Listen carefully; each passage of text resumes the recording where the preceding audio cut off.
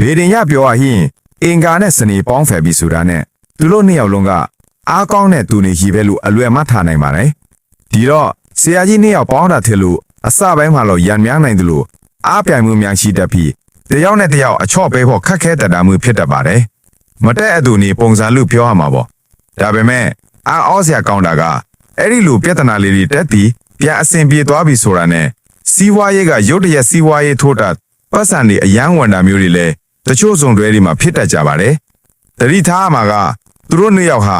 မိသားစုအတိုင်းဝိုင်းနဲ့ပတ်သက်လာရင်ဒါမှမဟုတ်အသက်လျော်အရန်ကွာသွားရင်ပိုပြီးရန်ဖြစ်ရတတ်လို့နည်းနည်းတော့ခက်ခဲတဲ့စုံတွဲလို့တတ်မှတ်နိုင်ပေမဲ့လုံးဝပေါင်းဖက်လို့မရနိုင်မျိုးမဟုတ်ပဲပြည်လည်အောင်ဖြည့်ရှင်းလို့ရတဲ့ဆက်ဆံရေးမျိုးပါပဲ။ဒါကြောင့်ဒီအတွက်ကအချစ်ရေးမှာစင်ခေါ်မှုတွေရှိပေမဲ့စီးပွားရေးမှာတော့တယောက်နဲ့တယောက်အားပေးကြတဲ့စွမ်းအင်မျိုးပိုင်ဆိုင်ထားတယ်လို့ဆိုနိုင်ပြီးတယောက်ရဲ့အားသာချက်ကိုတယောက်ကနားလည်ပေးနိုင်ဖို့ကတော့အရေးကြီးပါတယ်။စနေနဲ့အင်္ဂါကပေါင်းသင်းဆက်ဆံရေးကိုသတိနဲ့တိစော့သွားဖို့လိုအပ်ပေမဲ့စိတ်ရှည်တီးကန်ရေးပေါင်းဖက်လို့ရပါတယ်